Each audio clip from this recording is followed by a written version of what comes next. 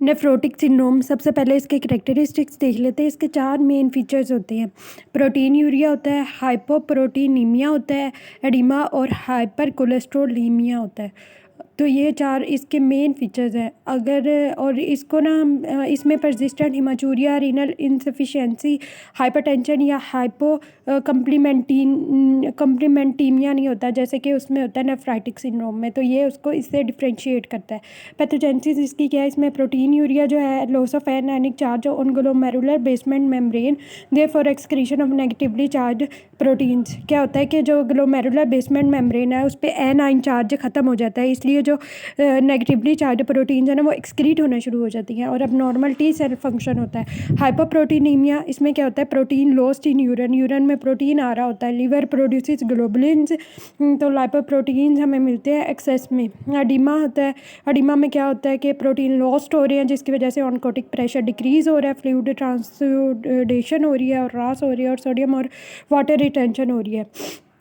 फिर हाइपरलिपिडीमिया, इसमें क्या होता है कि डिक्रीज्ड एल्ब्यूमिन लेवल जिसकी वजह से मोर लाइपोप्रोटीन प्रोडक्शन हो जाती है और loss of lipase in urine leads to decreased catabolism. जैसे लाइपेज यूरिन में लॉस होता है तो उसकी वजह से कैटाबॉलिज्म भी डिक्रीज़ हो जाती है।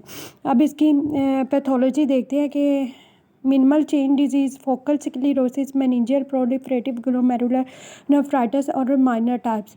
इसकी ना जो टाइप्स है उनकी पैथोलॉजी देखते हैं। Minimal change disease light microscopy इसकी नॉर्मल होती है, लेकिन इलेक्ट्रॉन माइक्रोस्कोपी पे हमें फ्यूज्ड एपिथेलियल फुट प्रोसेसेस मिलेंगे। फोकल स्क्लेरोसिस में क्या होता है, लाइट माइक्रोस्कोपी में हमें सेगमेंटल स्कारिंग मिलेगी और सेगमेंट क्या होता है, पार्ट ऑफ ग्लोमेरुलाई अफेक्टेड होता है और ग्लोबल होल ग्लोमेरुलस अफेक्ट होता है इसमें।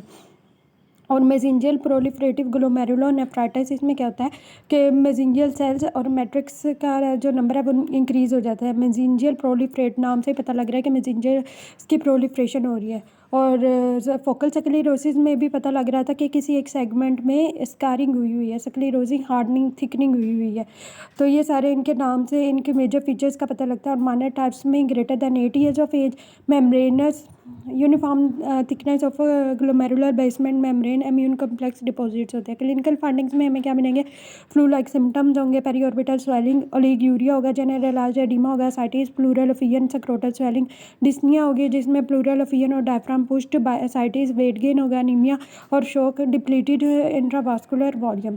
कॉम्प्लिकेशन जिसकी क्या होंगी, इन्फेक्शन होंगे, मिनिमल सिम्टम्स अगर वो स्टीरॉइड्स पे है। मोस्ट कॉमन इसमें क्या होता है, पेरिटोनाइटिस स्ट्रेप्टोकोकस निमोनिया की वजह से, और सेप्सिस, निमोनिया, सेलुलाइटिस और यूटीआई के फीचर्स होते हैं। और पेशेंट्स को ना निमोकॉक्सल वैक्सीन देनी चाहिए और इन्फ्लुएंजा वैक्सीन देनी चाहिए एनुअली, ताकि जो कॉम्प्लिकेशन है उनको प्रिवेंट किया जाए। आर्टीरियल और वेनस थ्रोम्बोसिस होती है जिसे थ्रोम्बोएम्बोलिज्म कहेंगे।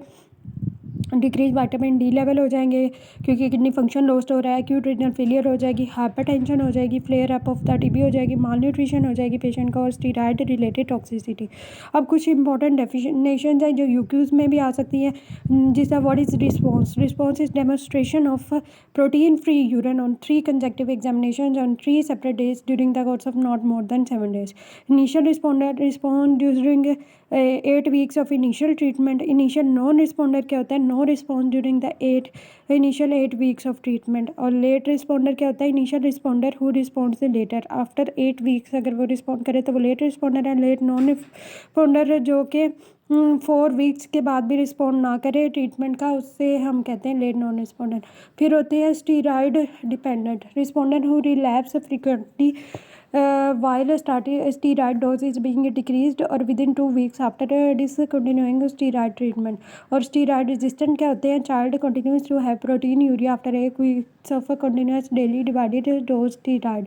child को ना प्रोटीनयूरिया रहता है डेली डिवाइडेड डोज स्टीरॉयड के 8 weeks की डोज के बावजूद। रिलैप्स क्या होता है, demonstration of protein positive urine on at least 3 consecutive examination on 3 separate days. मतलब अगर protein positive urine 3 consecutive examination पे 3 सेपरेट डेज पे हमें मिले during the course of not more than 7 days in absence of respiratory infection और other infection और oedema. Non relapser क्या होता है, responder who has not relapsed. Infrequent relapser क्या होता है, responder who has less than 2 relapses in a 6 month period. और frequent relapse क्या होता है? रिस्पॉन्डर हु हैज़ 2 और मोर रिलैप्स इन अ 6 मंथ पीरियड और 4 रिलैप्स इन अ ईयर। फिर ये इसकी इन्वेस्टिगेशन देखते हैं, यूरिन एनालिसिस कराएंगे जिसमें प्रोटीन यूरिया मिलेगा, सीरम एल्ब्यूमिन लेस दैन 2 ग्राम पर डेसीलीटर मिलता है, हाइपोकैल्सीमिया डिक्रीज एल्ब्यूमिन है तो क्या हाइपोकैल्सीमिया भी होगा, इंक्रीज गामा ग्लोबुलिन्स और अल्फा 2 ग्लोबुलिन्स मिलेंगे, नॉर्मल C3 होगा, नॉर्मल ब्लड काउंट होगा, रेस DSR Mantoux test done before starting steroids, chest x ray और रेनल बायोप्सी, ये सारी चीज़ें हमें मिलेंगी। इसकी मैनेजमेंट हम कैसे करते हैं? इनिशियली ABCDE होता है, एडमिट करेंगे पेशेंट को, बेड रेस्ट देंगे, काउंसलिंग करेंगे पेरेंट्स और इमोशनल सपोर्ट उन्हें देंगे, डाइटरी रिस्ट्रिक्शंस करवानी है जिसमें मेन है कि साल्ट रिस्ट्रिक्शन बच्चे को करवानी है, वाटर रिस्ट्रिक्शन नेसेसरी नहीं होती, elevate scrotum with pillow oedema को सबसाइड करने के लिए करना है, और डेफिनेटिव SDS वो निमोनिक SDS स्टीरॉइड्स प्रेडनिसोलोन देते हैं 4 वीक्स के लिए, if not cured then go to other treatments, और डायूरेटिक्स फ्रूसामाइड, स्पाइरोनोलैक्टोन, हाइड्रोक्लोरोथायाजाइड देंगे, अल्कालेटिंग एजेंट्स देंगे जिस तरह साइक्लोफॉस्फामाइड, क्लोराम्ब्यूसिल और साइक्लोस्पोरिन। अदर्स मैन उसका निमोनियम anticoagulant, ACE inhibitors, methotrexate, antiplatelet और नाइट्रोजन मस्टर्ड हम इसे देते हैं। तो ये टॉपिक नेफ्रोटिक सिंड्रोम यहाँ तक ख़त्म होता है। इसके बाद है urinary track infection.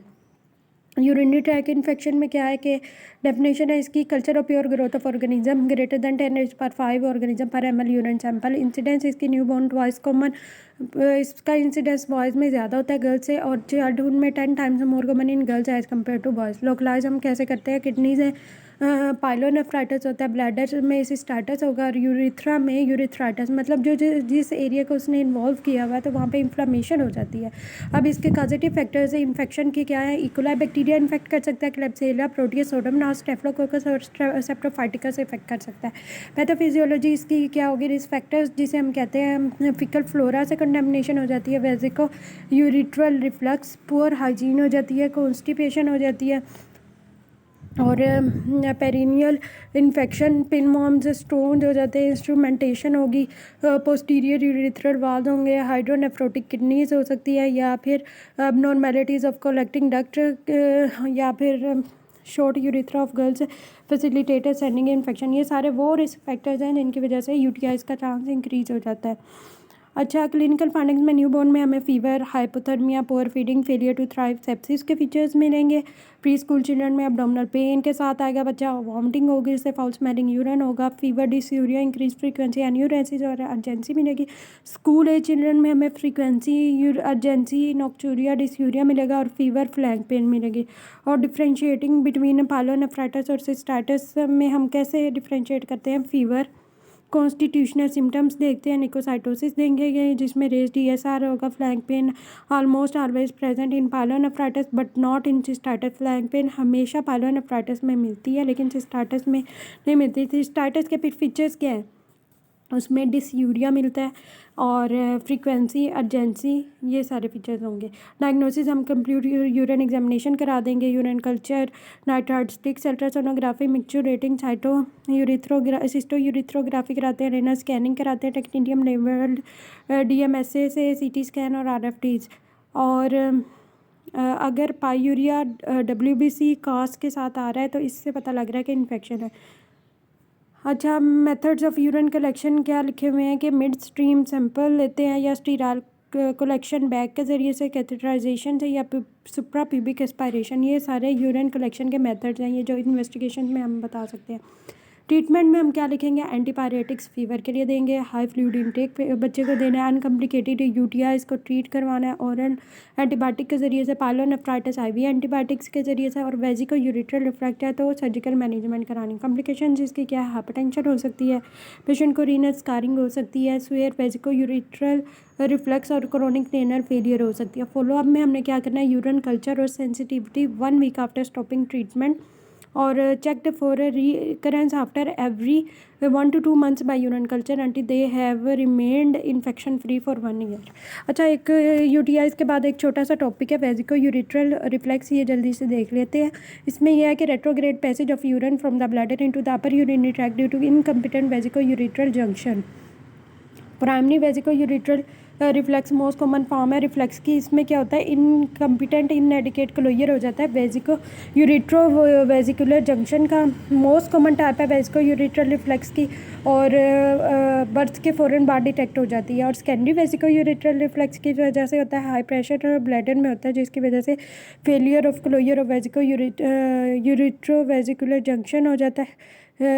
यूरिट्रो vesicular junction हो जाता है ब्लैडर कॉन्ट्रैक्शन के दरमियान। मतलब ये हो जाता है कि अब नॉर्मली हाई प्रेशर की वजह से सेकेंडरी होता है। Secondary vesico ureteral reflex is often associated with anatomical like posterior urethral valves और फंक्शनल ब्लैडर ऑब्स्ट्रक्शन। अब ये इसमें क्या होता है, इंक्रीज हो जाता है पायलोनेफ्राइटिस का रिस्क और ये कंजेंटल अब नॉर्मल इंजर्शन ऑफ यूरिटर हो जाती है ब्लैडर वाल में, जिसकी वजह से ये होता है। अब ग्रेडिंग ऑफ वेजिको यूरिट्रल रिफ्लेक्स कैसे हमने की हुई है, पिक्चर्स के साथ देखते जाए। इसमें अगर ग्रेड 1 है तो उसमें नॉन डायलेटेड यूरिटर होता है। ग्रेड 2 में अपर कलेक्टिंग सिस्टम में विदाउट डायलेटेशन होता है रिफ्लक्स। और ग्रेड 3 में Wesco ureteral reflex dilated ureter में होता है या ब्लंटिंग ऑफ कैलिसिस फोर्निसिस। और ग्रेड 4 में वेस्को यूरिट्रल रिफ्लेक्स किस में हो जाता है, ग्रॉसली डायलेटेड यूरिटर में। ग्रेड 5 में massive vesico ureteral reflex significant ureteral dilatation and tortuosity and loss of papillary impression हो जाता है। मैनेजमेंट इसकी हम कैसे करते हैं कि मिनिमाइज़ करेंगे इन्फेक्शंस को, रेनल इंजरी और other complications of reflux. Newborn और इन्फेंट्स में प्रोफाइलैक्टिक एंटीबायोटिक्स हम देते हैं। ओल्डर चिल्ड्रन में क्या करते हैं, बाउल और ब्लैडर मैनेजमेंट करते हैं।